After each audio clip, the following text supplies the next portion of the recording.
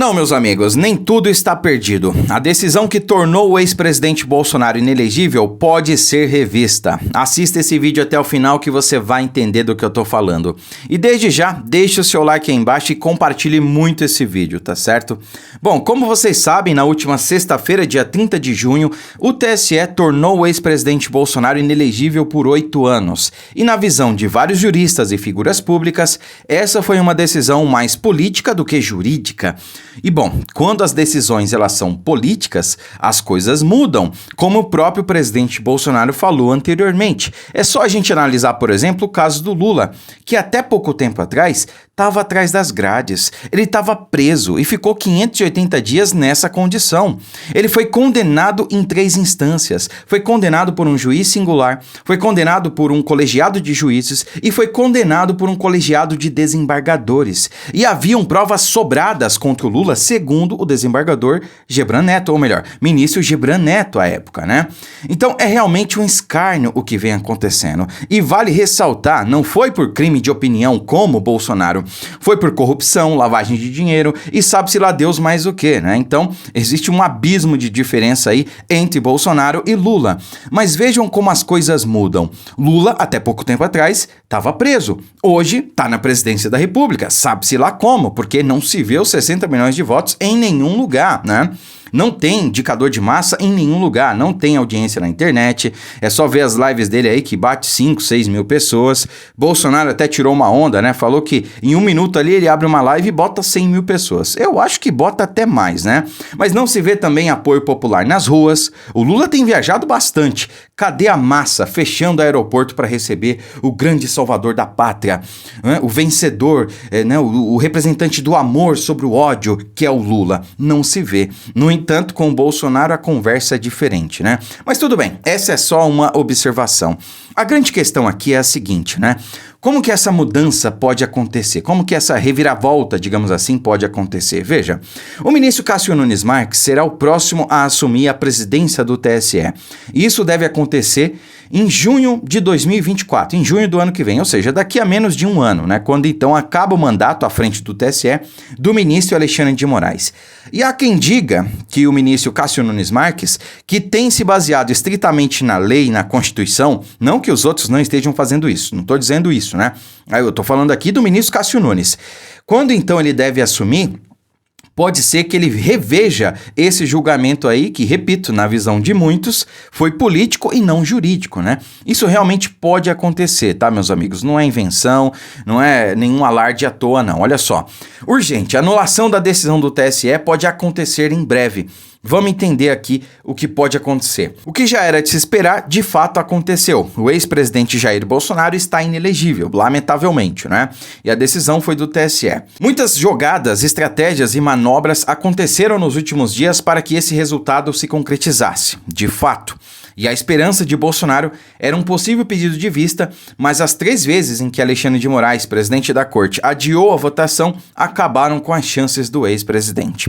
Porém, prestem muita atenção nessa parte, 2 ministros votaram a favor de Bolsonaro, Raul Araújo e Nunes Marques. E é neste ponto que surge um fio de esperança. Uma possível ilegitimidade desse julgamento deve ser competência do próximo presidente do TSE. E quem será o próximo presidente? Isso mesmo, Nunes Marques. Mas essa possível reversão não para por aí. No Congresso, deputados estão trabalhando em um projeto de lei que pode anular o julgamento do TSE e manter os direitos políticos de Bolsonaro. Será uma verdadeira reviravolta e uma resposta firme ao clima de insegurança instalado em todo o Brasil, né? E de fato, esse projeto de lei vai ter um peso muito grande, tá? Porque pode convergir aí nessa possível reviravolta que vai estar aí presente no TSE quando o ministro Cássio Nunes Marques for o presidente, tá? Pode acontecer, pode não acontecer, de fato, meus amigos. Hoje no Brasil não dá para cravar nada. Olha, vai ser assim daqui para frente. Não, infelizmente, o estado de insegurança jurídica ao qual nós estamos submetidos é realmente sem precedentes, essa é que é a questão. Mas é uma possibilidade, você pode até dizer que não é provável, mas é possível, isso pode acontecer, né? Porque, como eu disse, na visão de vários juristas e figuras públicas, foi um julgamento que não se baseou no ordenamento jurídico. O presidente Bolsonaro era chefe de Estado, era a competência dele fazer reunião com embaixadores. E outra, como disse o ministro Raul Araújo, não é crime criticar o sistema eleitoral. Como é que Bolsonaro está sendo condenado, está sendo penalizado por isso? É surreal o que vem acontecendo no Brasil. A palavra de um ministro, seja ele quem for, não é lei. Para ser lei, tem que passar pelo Congresso, né? Respeitar ali o devido processo legal, a representatividade popular. Todo poder emana do povo que o exerce por meio de seus representantes eleitos. É por isso que somente os parlamentares podem criar e modificar as leis. Essa é que é a questão, mas não é o que na prática vem acontecendo, né? E além disso, meus amigos, nós vamos ter aí protocolado nos próximos meses na Câmara um projeto de autoria do deputado Sanderson que visa anistiar os crimes eleitorais aí, né? Então não só Bolsonaro, mas também todos aqueles que eventualmente cometeram crimes eleitorais em 2022. E por que essa medida? Por que englobar todo mundo? Ora, porque se visasse apenas anistiar Bolsonaro, o STF ia julgar inconstitucional, dizendo que não, essa lei foi só para beneficiar Bolsonaro e a anistia não pode prever aí o critério de pessoalidade. Foi assim que eles decretaram inconstitucional a graça concedida por Bolsonaro a Daniel Silveira, né? Não, se fosse anistia, se fosse o indulto coletivo, tudo bem. Mas como foi singular, né, como foi apenas para Daniel Silveira, eles julgaram inconstitucional, né? Então, esse projeto de lei realmente está muito bem embasado e pode ser que tenha algum efeito prático a partir dele, tá? Eu espero que realmente tenha, né? Mas além disso, eu também boto fé aí no ministro Cássio Nunes Marques, que vai presidir o TSE a partir de junho do ano que vem e vai ficar até as eleições de 2026, quando então a grande virada realmente no cenário político nacional deve chegar.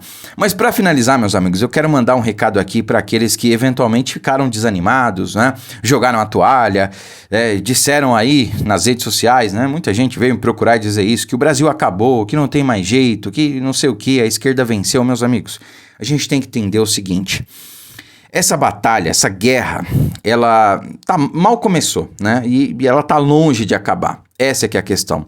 O sistema está totalmente aparelhado, a esquerda tem várias formas e várias estruturas de poder, e a gente não ia vencer essa guerra assim do dia para a noite, em 4 anos, né? Fosse Bolsonaro o presidente ou não, fosse qualquer um outro, podia ser o professor Olavo de Carvalho, o presidente da República, ele não ia ter resolvido o problema, ele não ia ter vencido o comunismo, ele não ia ter extirpado esse mal que assola a nossa nação. O buraco é muito mais embaixo, falando português claro, né? Mas vejam que mesmo quando o Lula estava preso, condenado, quando não havia mais nenhuma esperança para a esquerda e para o PT, eles continuavam lá. Inclusive muitos lá na frente da sede da Polícia Federal em Curitiba, gritando Lula livre, né? Inclusive esse era o slogan da esquerda, Lula livre. A Lava Jato lá, prenderam todo mundo, delação premiada para todos os lados, bilhões sendo devolvidos, né? Em acordos de leniência, o PT mais sujo do que pau de galinheiro, a gente imaginando que o PT, que o Lula nunca fosse voltar ao poder, e eles lá, gritando Lula livre, né? E agora estão no poder novamente. Então assim, mesmo numa situação onde Lula havia sido condenado, foi julgado e condenado, estava preso, os caras não desistiram. Por que agora que Bolsonaro apenas ficou inelegível, ele não saiu do jogo, não foi sequer acusado de corrupção? Porque agora, num julgamento totalmente político, por uma opinião, por algo que o Bolsonaro falou, é que a direita tá pulando do barco e dizendo que já desistiu e que o Brasil já era, né? Então assim, existe um abismo de diferença, como eu falei, entre Bolsonaro e Lula. Um é honesto, o outro é ladrão. Um teve preso, o outro não. E mesmo assim, a direita tá pulando do barco, desistindo do Brasil. Não podemos desistir. Essa não é uma opção. É isso que a esquerda quer. Desistir do nosso país é entregar o futuro dos nossos filhos, o futuro das próximas gerações para essa gente. E eu tenho certeza que nenhum pai ou mãe de família quer isso. Por isso, não podemos desistir jamais. Curta, comente, compartilhe o vídeo, fiquem com Deus e até a próxima.